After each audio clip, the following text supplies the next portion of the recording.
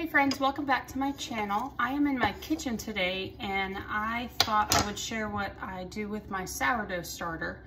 I have not touched this since the beginning of January, so it looks a little gnarly, but sourdough starter is hard to kill, and I've had this happen many times before, so I just usually discard what I have.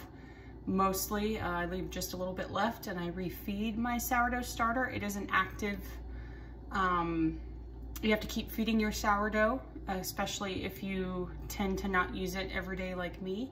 I keep mine in the fridge so it's dormant, so to speak, and it is able to feed off of the flour that I give it until I use it again, but I haven't touched it in a while. And so if you take a look, see that liquid down there? It's kind of nasty. Smells a little bit like nail polish remover, which is fine. Don't throw it out. You can revive it. So I will get rid of, I will just throw it away. You can use your sourdough discard for many different things. I love it for cookies and brownies, pancakes, that kind of thing. But I'm not going to use this discard right now. I'm going to refeed it probably a couple times to get rid of that smell and make it active again. But if you've never tried sourdough, it is really, it's not as hard as it seems. I took a course from Jill over at Whispering Willow Farm. She has a sourdough course that I took, and I loved it. It taught me a lot. I'm still very new to sourdough, even though I've been doing it for over a year now. I don't bake a lot,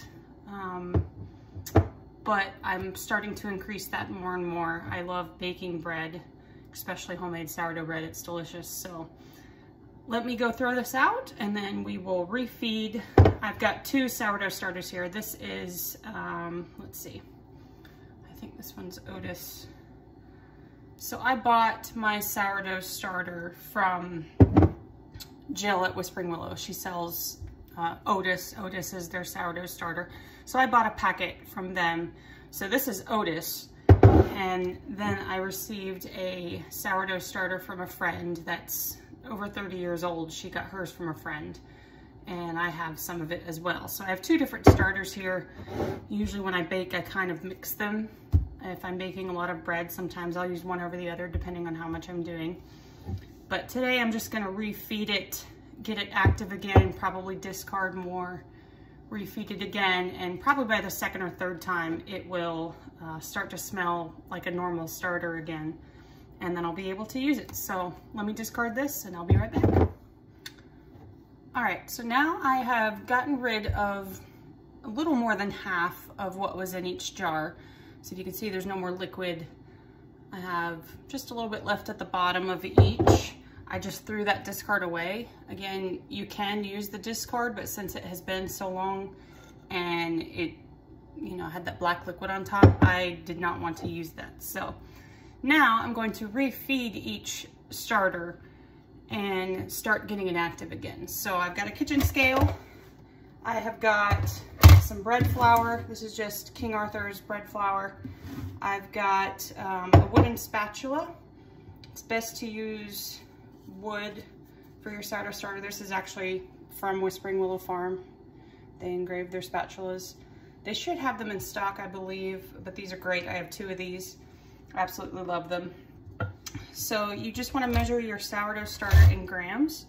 Or any time you're working with sourdough, it's usually measured in grams. So I just tear my scale out, and then to refeed each starter, I'm going to add 50 grams of flour and 50 grams of filtered water.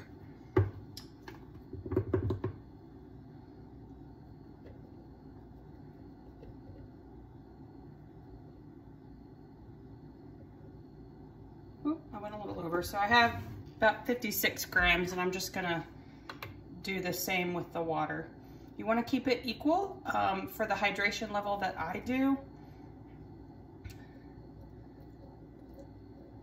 For a higher hydration, you would use more water, less flour.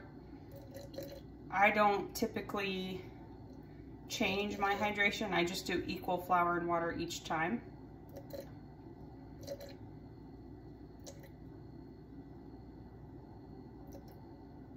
Okay, so I've got about 56 grams of each, and then I just give it a good stir.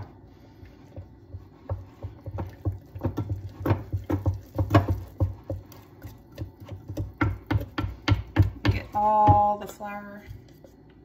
See, I'm just making sure all that flour is good and mixed in. Scrape down the sides. Every so often I empty this into a different jar, really cleaning these. You see how they get really dirty. Sourdough, well, any kind of bread dough, but especially this, it hardens like cement. So it's really hard to keep clean. But every so often I empty them and clean out the jar, dry it well, and then put the sourdough starter back in. But today I'm just gonna get this active again and make sure it's good. Okay. So if you see now, I've got all that flour and water mixed in. It's a lot thicker than it was before I emptied it. That's what I want to see. And now I'm just gonna let this sit on the counter. My house is not too cold, so I usually just sit it in a corner here by this lamp and it'll start to rise. This rubber band I usually use to start, just so I can see if it's doubled.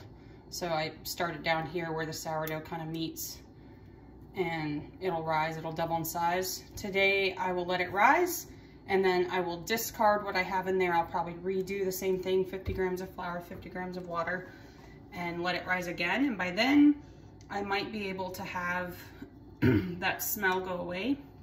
And then I can use it to make some bread. So I just put the lid on. You don't want it sealed. These are weck jars. I don't seal them, I just place it on top. And I'll stick it, I'll show you when I'm done with this other one. I'll stick it back here to just rise for a few hours.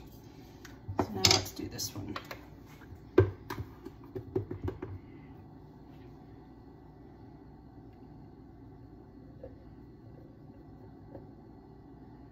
Okay. 50 grams of flour, 50 grams of water.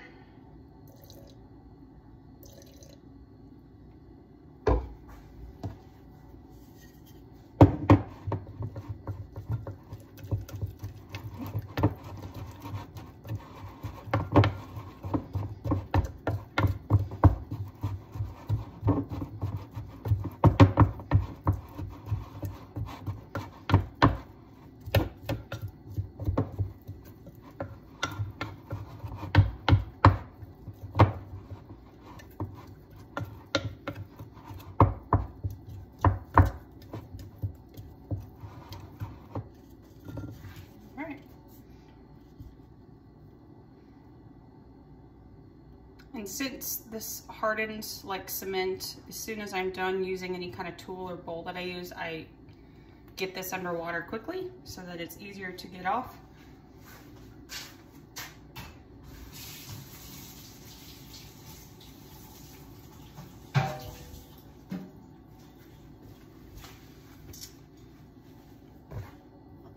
And there's the second one. It's all mixed in.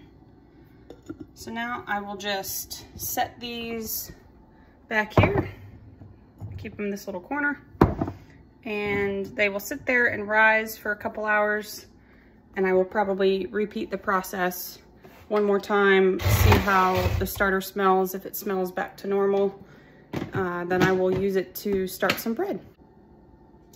I don't make sourdough all the time. I do like to make bread with just regular active yeast or, you know, different breads like that.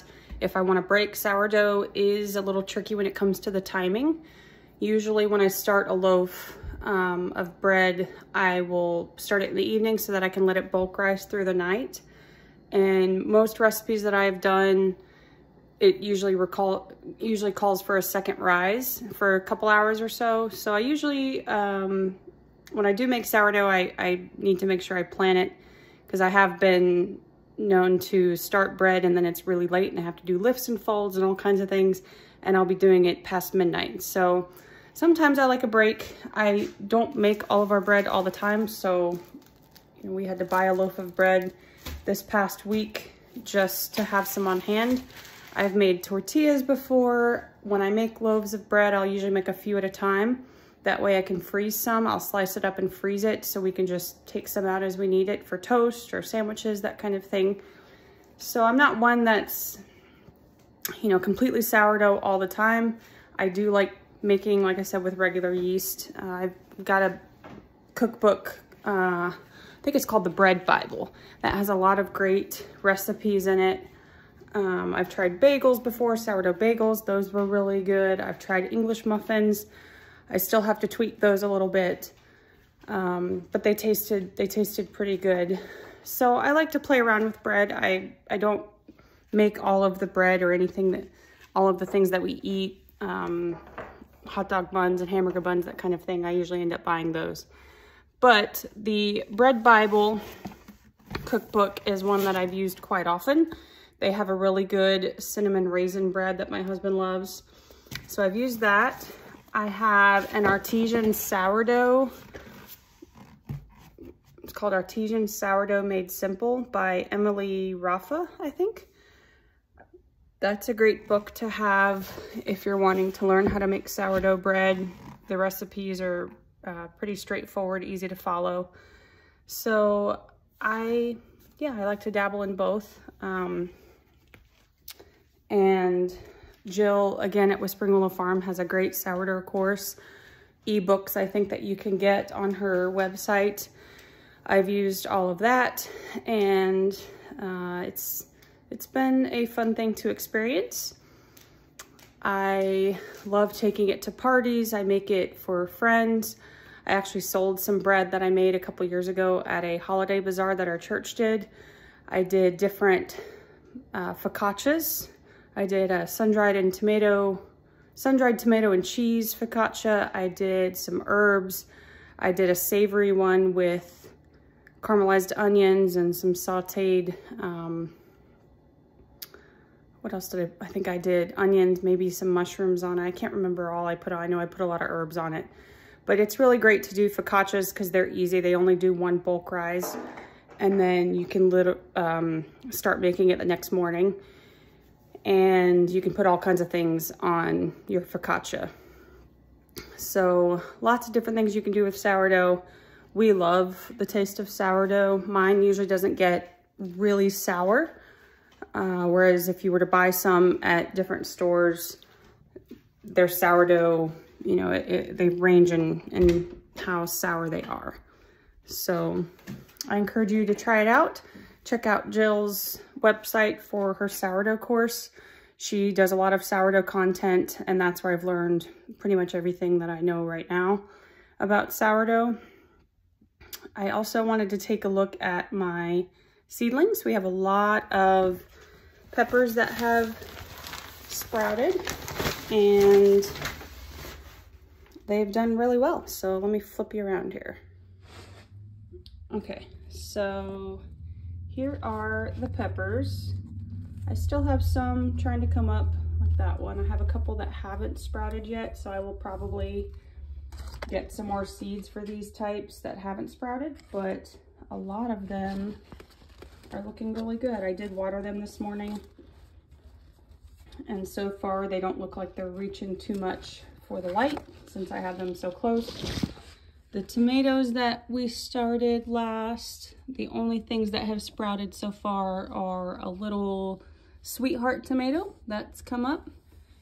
And, oh no, this is a sweet pea, the pink. Yeah, these are sweet peas. So this is the little hanging basket type of sweet pea. And I don't think I have any tomato seeds that have sprouted yet. No, but not to worry, they will come up. I put water in there as well. I water from the bottom so that the top doesn't start to get moldy or anything, or algae, I guess. So I just put water in the bottom, and I'm keeping the light on just because that one has sprouted, so it's gonna need some light. But overall, they're doing pretty good.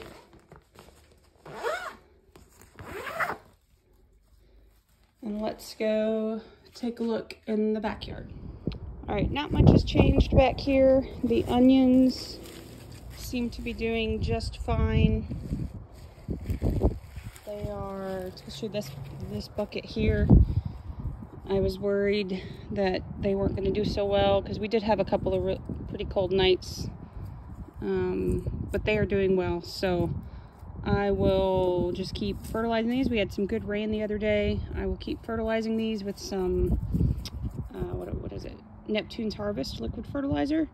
And I'm probably going to add a little more soil in this bucket. It got kind of packed down pretty good with the rain.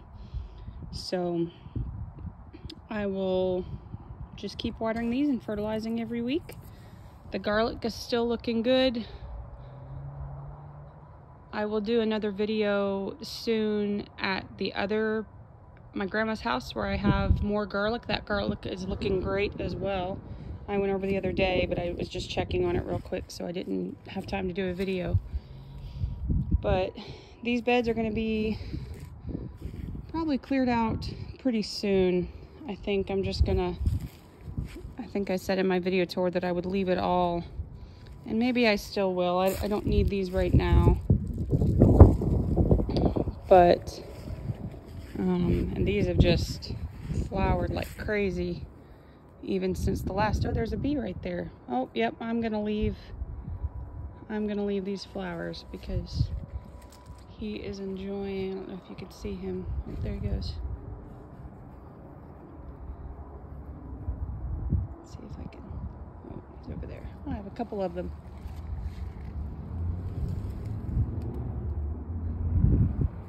Look at that. Yep. So I will leave these because they seem to be enjoying these, getting some good food off of that. So okay. Well, I will probably, I think I have another video to shoot today. I will look at my planner, my seed time planner, to see what all I'm supposed to plant next. I found a bunch of seeds that I didn't know I had, and I need to add those to my plan as well. I have some Tom Thumb dwarf peas that I'd like to do. I've got some other